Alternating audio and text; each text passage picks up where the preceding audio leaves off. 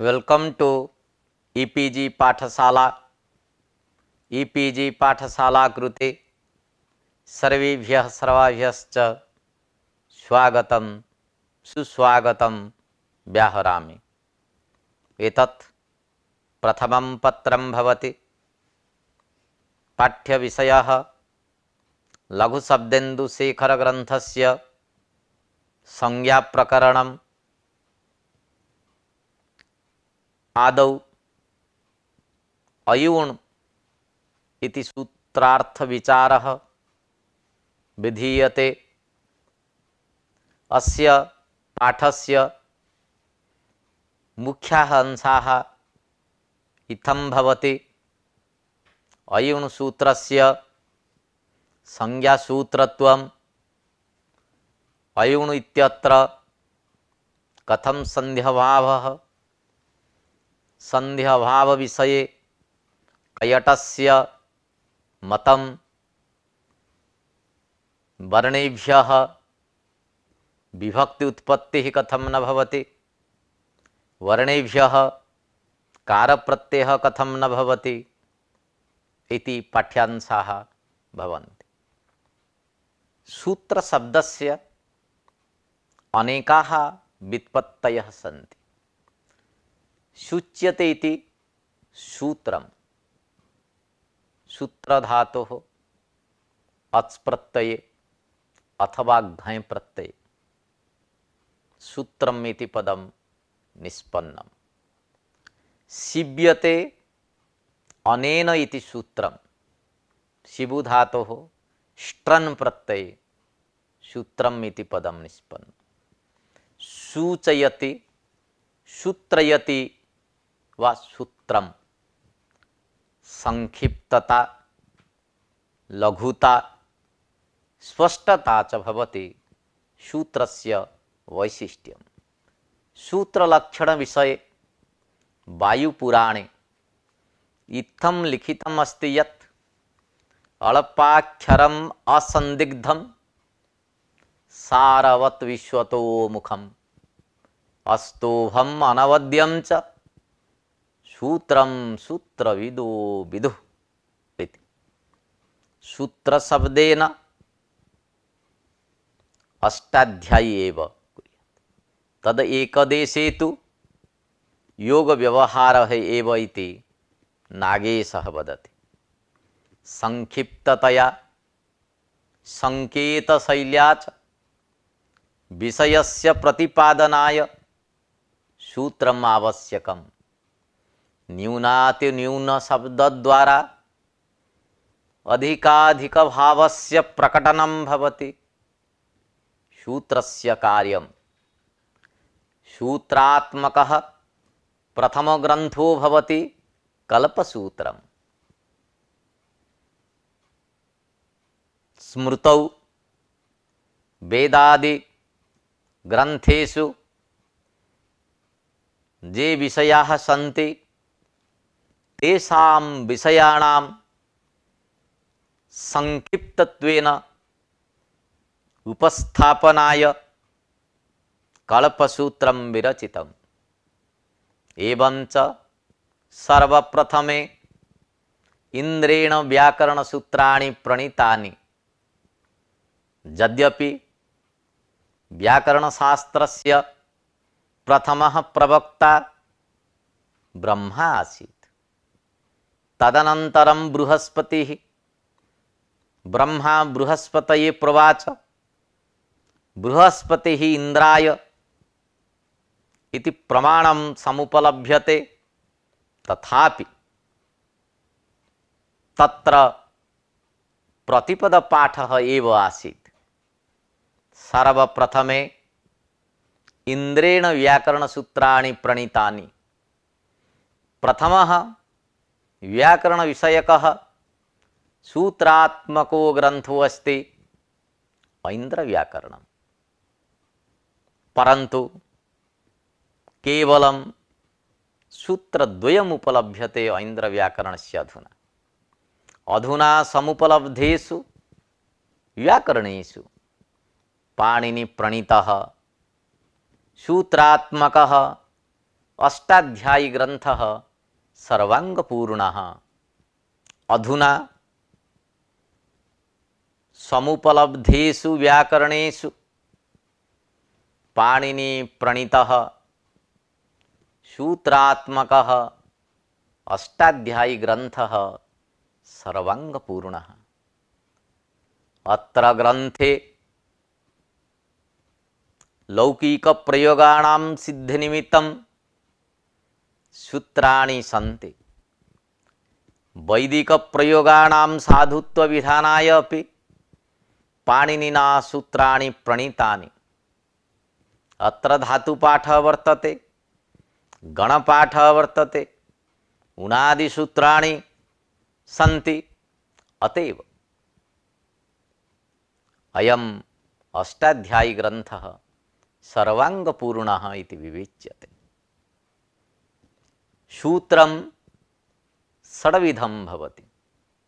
यथा संज्ञा, परिभाषा, विधिः, नियमः, अतिदेशः, अधिकारश्च। परन्तु एतादृशं विभाजनं पाणिनिना न कृतं, किन्तु परवर्ती वैयाकरणाः संज्ञासूत्रमिदं परिभाषासूत्रम् इदम् इति निर्णीतवन्तः। वृद्धिरादैचिति सूत्रे भाष्ये अथ संज्ञा इति एवं प्रकृत्य वृद्ध्यादयः शब्दाः पठितव्याः। किं प्रयोजनं? संज्ञा संप्रत्ययार्थः इति पतंजलिना निगदितम्। अनेन ज्ञायते सूत्राणां विभाजनं पतंजलिना कृतं। पाणिनिना सूत्राणां लघुकरणं विहितं। सूत्राणां लघुकरणे पाणिनिना प्रत्याहारसूत्रैः महत्साहाय्यम् अवाप्तम्। अनुबन्धानां साहाय्येन अच हल प्रभृति प्रत्याहार निर्माणे महत्कौशलं प्रदर्शितं पाणिनिना। अष्टाध्यायी ग्रंथस्य प्रारंभे 14 माहेश्वर सूत्राणि वर्तन्ते। तेषु अयोनिति प्रथमं सूत्रं भवति। षड्विधेषु सूत्रेषु अयुण इत्यादि माहेश्वर सूत्राणां कस्मिन् सूत्रे अंतर्भावः इति जिज्ञासा भवति। अत्र विषये नागेशेन समाहितं यत् संज्ञासूत्रमिदम् इति। संज्ञासूत्रे संज्ञा वर्तते, संज्ञी च वर्तते। यथा आद्गुणः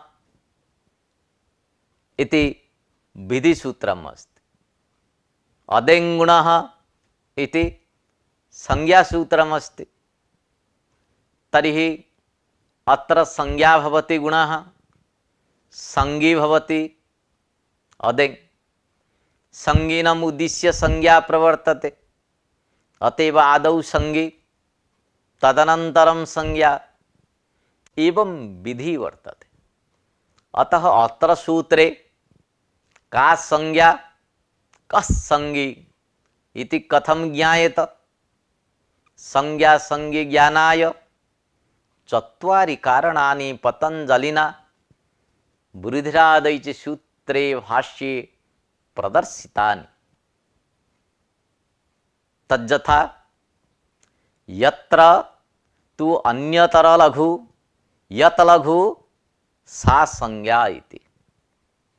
द्वितीयः हेतुः भवति अनाकृतिः संज्ञा आकृतिवन्तः संज्ञिनः। तृतीयः हेतुः आवर्तिनः संज्ञाः भवन्ति। चतुर्थः हेतुः पूर्वोच्चारितः संज्ञे परोच्चारिता संज्ञा इति। परंतु अयूण सूत्रे संज्ञालक्षणं न संघटते। यतो हि यत् जानि चत्वारि कारणानि भाष्यकारेण उपस्थापितानि तानि कारणानि अत्र न संघटन्ते इति शंकायां नागेशः समाधत्ते यत् वृत्ति परिच्छेदकत्वेन अयूण सूत्रस्य संज्ञासूत्रत्वम्। अत्र संज्ञासूत्रत्वे हेतुः प्रदर्शितः नागेशेन वृत्ति परिच्छेदकत्वेन इति। वृत्ति परिच्छेदकत्वं नाम अनादिपदनिष्ठ शक्तिग्राहकत्वम् इति। अयूण सूत्रस्य कथं शक्तिग्राहकत्वम् अस्ति इति जिज्ञासायां नागेशेन प्रोक्तं यत् येषां क्रमबोधकत्वेपि आदिरन्त्येन इत्यनेन एकवाक्यतया शक्तिग्राहकत्वम्। अत्र क्रमवत्वेपि इति यत् पदं प्रयुक्तं तत्र क्रमशब्दः अर्स आद्य अजन्तत्वेन क्रमवत् अर्थपरः, तथा च क्रमवतां वर्णानां बोधकत्वे अपि इति अर्थः समागच्छति। आदिरन्त्येन सहेता इति सूत्रेण साकम् अयूण इत्यादि माहेश्वर सूत्राणाम् एकवाक्यता भवति इति नागेशेन उक्तम्। तत्र एकवाक्यता द्विविधा भवति, वाक्यैकवाक्यता पदैकवाक्यता च। का नाम वाक्यैकवाक्यता? उपजीव्य उपजीवक भावापन्न बोधजनकत्वं वाक्यैकवाक्यता। यथा संज्ञासूत्राणां वाक्यार्थबोधः उपजीव्यः, विधिवाक्यार्थबोधः उपजीवकः। अतः आदिरन्त्येन सहेता इति सूत्रेण सह अयूण सूत्रस्य वाक्यैकवाक्यतया अन्वयो भवति, न तु पदैकवाक्यतया इति नागेशस्याशयः। एकवाक्यता च कथं भवति? आदिः अन्त्येन सह इता इति पदम् अस्ति। आदिः नाम प्रथमः वर्णः अकारादिः, अन्त्येन चरमेन वर्णेन इता इत्संज्ञ सदृशेण नकारादिना सह समम् उच्चार्यमाणः निर्दिश्यमानः आद्यन्ताक्षिप्तानाम् आद्यन्ताक्षरेण आक्षिप्तानां मध्यगानां संज्ञा इत्यर्थः संपन्न। अर्थात आदिरन्त्येन सहेता इति सूत्रेण साकं यदा अर्थबोधः भवति तर्हि अयूण इत्यत्र आदिवर्णः भवति अकारः, अन्त्यः इत्संज्ञकवर्णः भवति णकारः, मिलित्वा तत्र अण् इति उच्चार्यते। अण् इति कथनेन आद्यन्ताक्षिप्तानां मध्यगानां संज्ञा भवति, अर्थात अ इ उ एतेषां त्रयाणां बोधः भवति। अर्थात अयूण इत्यादि माहेश्वर सूत्र घटक क्रमवत् वर्णबोधकत्वेपि शक्तिग्राहकत्वेन संज्ञा सूत्रत्वम् इति नागेशेन प्रतिपादितम्। एकवाक्यतात्वेन शक्तिं नियमयति। अयूण सूत्रस्य संज्ञासूत्रत्वं नागेशेन प्रतिपादितं, किन्तु अस्य सूत्रस्य विधिसूत्रत्वम् अपि अस्ति इति विचारः आयाति। आदिरन्त्येन सहेता इति सूत्रेण साकं सुऔजसमौढ्सस् इत्यादि सूत्रस्य अन्वयः एकवाक्यतया भवति।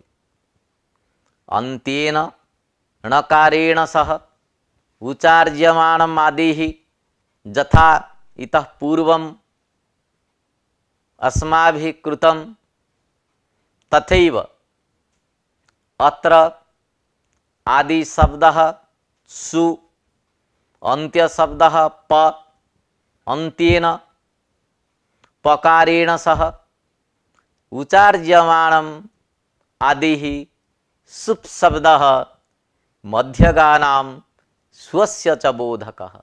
अतएव सुपीति कथनेन सु औ जस् अम औट सस् इत्यादीनां सर्वेषां प्रत्ययानां बोधः भवति। तेन शक्तिग्राहकत्वेन सुप् इति संज्ञा वा सुऔजस् इति सूत्रस्य संज्ञासूत्रत्वं साधितम्। किन्तु सुवादीनां साक्षात् विधायकत्वेन विधिसूत्रत्वम् अपि अस्य अस्ति।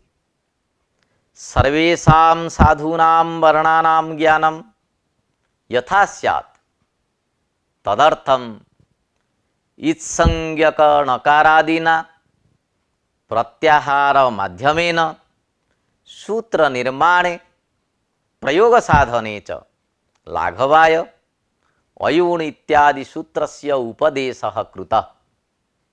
एतेन अकारः साधुः, इकारः साधुः, उकारः साधुः इत्यादि क्रमेण अयूण इत्यादीनां विधिसूत्रत्वम् अपि सूचितम्। अयूण इत्यत्र संहिता कथं न भवति इति प्रश्नः आयाति। अयूण इति सूत्रे अकारः वर्तते, इकारः वर्तते। अकार इकारयोः स्थाने आद्गुणः इति सूत्रेण गुणे एकारः प्राप्नोति। ततः एकारः वर्तते, तदनन्तरम् उकारः। अतएव येचो यवायावः इति सूत्रेण अयादेशः प्राप्नोति। एवं प्रकारेण यथा प्राप्तं संधिकार्यं कथं न कृतम् इति शंका आयाति। येषु संहितायाः अविवक्षया न संहिता कार्यम् इति नागेशः समाधत्ते। अर्थात परः सन्निकर्ष संहिता इति सूत्रेण संकेतितायाः संहितायाः विधाने वक्तुः इच्छा नासीत्।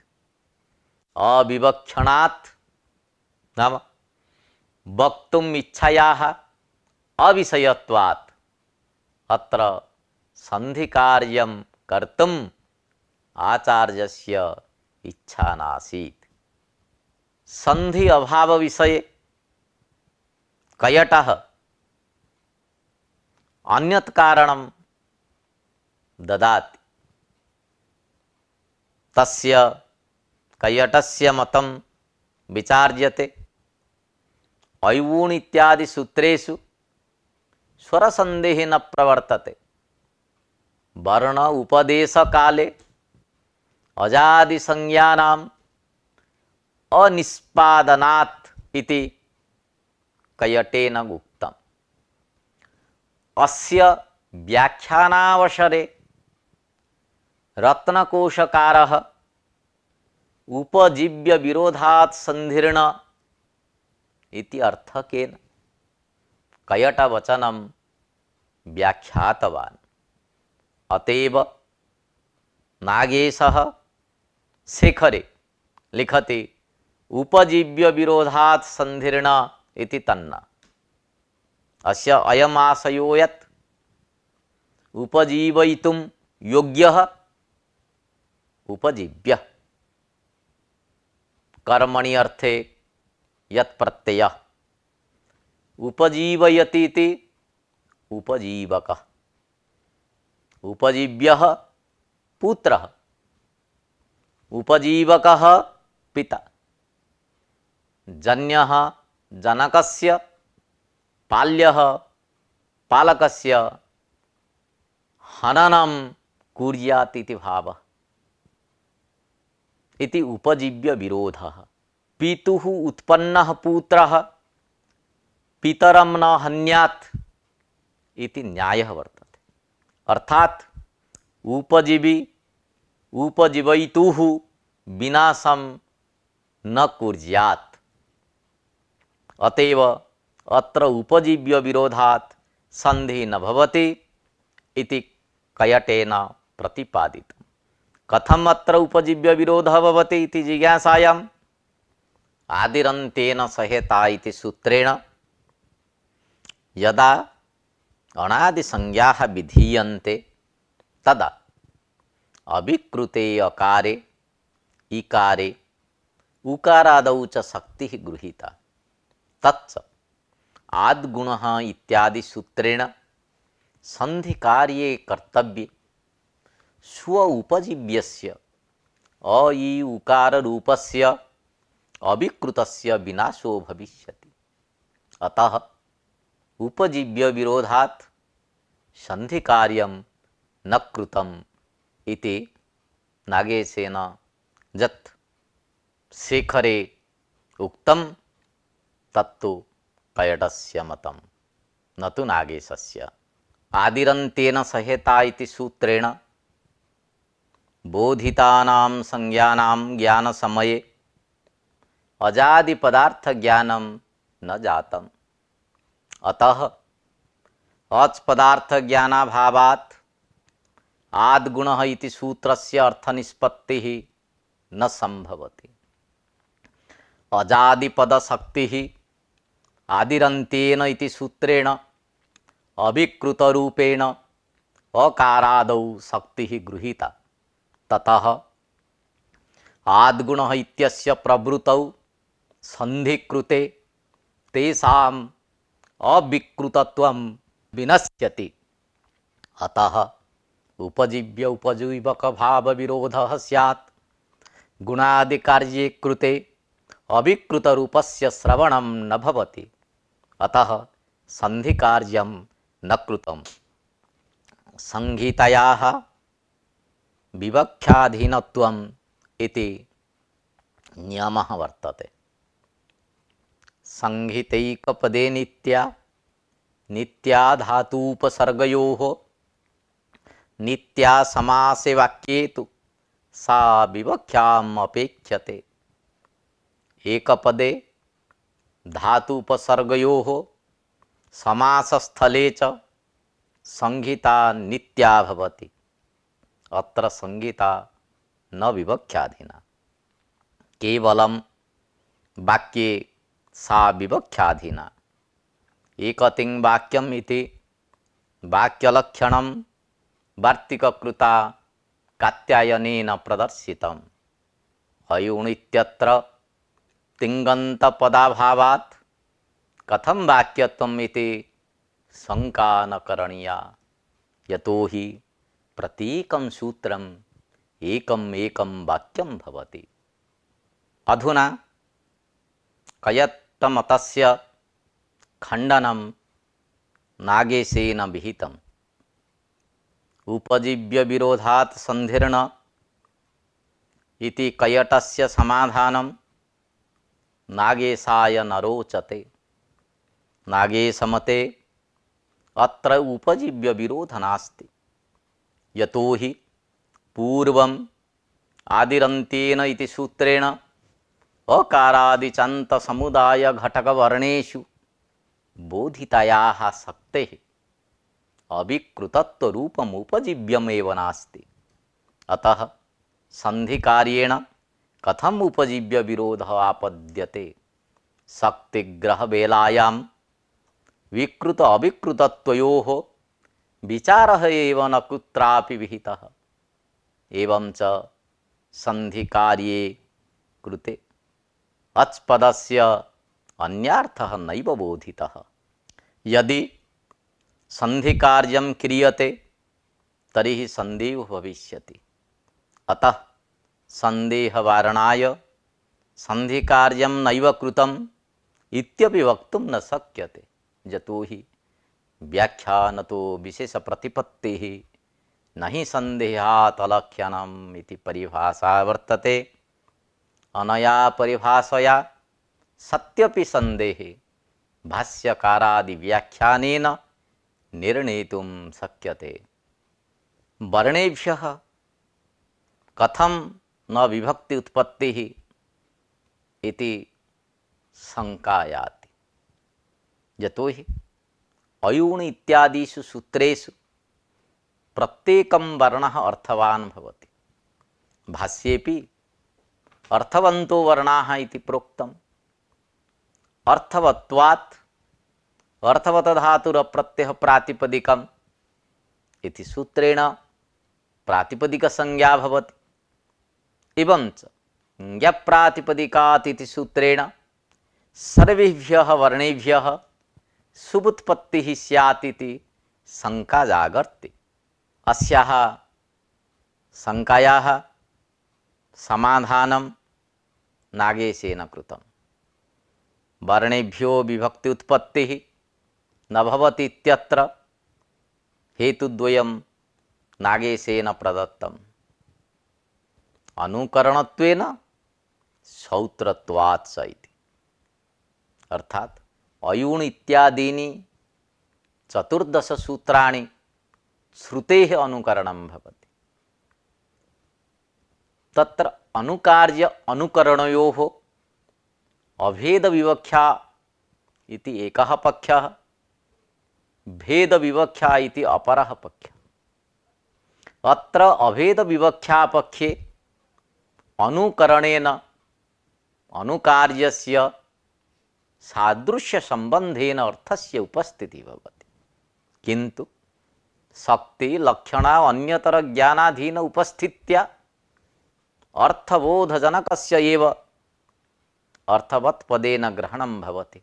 अतएव प्रौढ़मनोरमायां अर्थवत् सूत्रे वृत्तिमत्वम् अर्थवत्वम् इति उक्तम् अस्ति। वृत्तिश्च द्विधा शक्तिः लक्षणा च इति तत्रैव लिखितम् अस्ति। अतएव यत्र शक्त्या अर्थस्य उपस्थितिः भवति, लक्षणया वा अर्थस्य उपस्थितिः भवति, व्यञ्जनया वा अर्थस्य उपस्थितिः भवति, तत्रैव अर्थवत्वम् अस्ति। एवं च तत्र प्रातिपदिक संज्ञा स्यात्, अन्यथा प्रातिपदिक संज्ञा नैव स्यात् इति आशयः। अत्र तु सादृश्य संबंधेन अर्थस्य उपस्थितिः भवति। अतः अत्र तादृशार्थस्य अर्थवत्वस्य अभावात् प्रातिपदिकत्वं न सिद्ध्यति। प्रातिपदिकत्वाभावे विभक्ति उत्पत्तेः शंका एव नास्ति। परंतु अनुकार्य अनुकरणयोः भेद विवक्षा पक्षे अनुकार्य निरूपितायाः शक्तेः अनुकरणे स्वीकारात् शक्त्या अर्थस्य उपस्थितिः भवति। अतः अत्र अर्थवत्वम् अस्ति। अर्थवत्वात् प्रातिपदिकत्वं समागतम्। प्रातिपदिकत्वे सति विभक्ति उत्पत्ति स्यात्। अतः वर्णेभ्यः विभक्ति उत्पत्तिः स्यात् इति पुनरपि प्रश्नः आयाति। अतएव श्रौत्रत्वात् विभक्तिः नोत्पद्यते इति नागेशेन द्वितीयं समाधानं प्रदत्तं। सूत्राणाम् इदं श्रौत्रम्। पाणिनीय सूत्राणां मूलम उपकारकम वा भवति छंदः अतएव सौत्रम। अतः सौत्रत्वात् छंदसत्वात् विभक्ति ही नोपपद्यते। जतो हि छंदोवत् सूत्राणि भवन्ति इति प्रवादो अस्ति। यथा वेदे सर्वे विधयः विकल्पेन भवन्ति तथैव सूत्रेपि। अतएव अत्र विभक्ति उत्पत्तिः नैव कृता। पुनरपि प्रश्नः आगच्छति, वर्णेभ्यः कारप्रत्ययः कथं न भवति? अस्य प्रश्नस्य समाधानं नागेशेन कृतम्। अयोन् इत्यादौ प्रत्येकस्मात् वर्णात् कारः इति वार्तिकेन कारप्रत्ययः प्राप्नोति। एकाक्षरबोधनाय सर्वत्र कारप्रत्ययान्तः व्यवह्रियते, यथा अकारः इकारः उकारः इति। परन्तु अयूण इत्यादौ कथं कारप्रत्ययः न प्रयुक्तः, अर्थात् अकारः इकारः उकारः न इति कथं न स्यात् इति शंका समुदेति। वस्तुतः बहुलग्रहणात् अत्र कारप्रत्ययो न विहितः, किन्तु वर्णात् कारः इति वार्तिके बहुलग्रहणं नास्ति। कथं समाधानं दत्तं बहुलग्रहणात् इति? किन्तु रोगाख्यायाम् अण्बुल् बहुलम् इति सूत्रे वर्णात् कारः इति वार्तिकं रातिफ इति वार्तिकं पठितम्। अतएव रोगाख्यायाम् अण्बुल् बहुलम् इति सूत्रात् बहुलपदम् अनुवर्तते। क्वचित् प्रवृत्तिः क्वचित् अप्रवृत्तिः क्वचित् विभाषा क्वचित् अन्यदेव विधे विधानं बहुधा समीक्ष्य चतुर्विधं बाहुलकं वदन्ति। इत्थं चतुर्विधः स्वभावः बाहुलकस्य वर्णितः। अत्र तु अप्रवृत्ति स्वभावात् वर्णेभ्यः कारप्रत्ययो न प्रवर्तते। इत्थम् अयोन् सूत्रस्य विचारः संपन्नः। अन्ते च निष्कर्षः उपस्थाप्यते। सूत्रं षड्विधं भवति।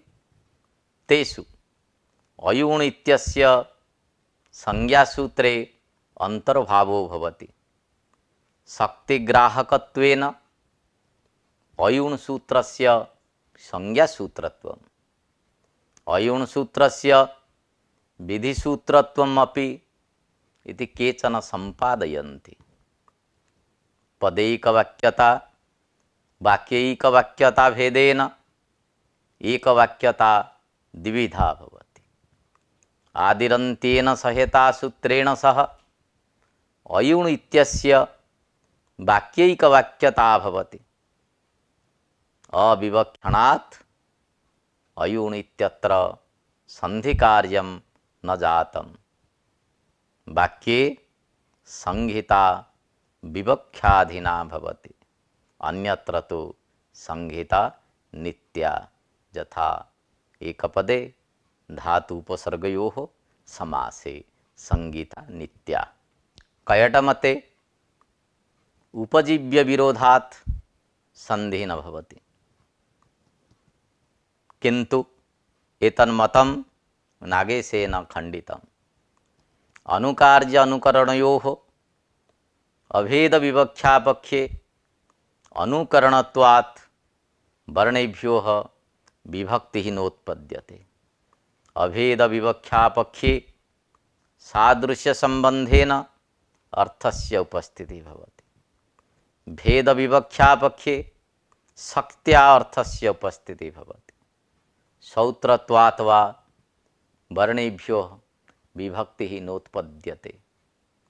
छंदवत् सूत्राणि भवन्ति। छंदसत्वात् विकल्पेन कार्यं भवति। वर्णात् कारः इति वार्तिकेन प्रत्येकस्मात् वर्णात् कारप्रत्ययः प्राप्तः परंतु बहुलग्रहणात् कारप्रत्ययो न प्रयुक्तः इति विचारः।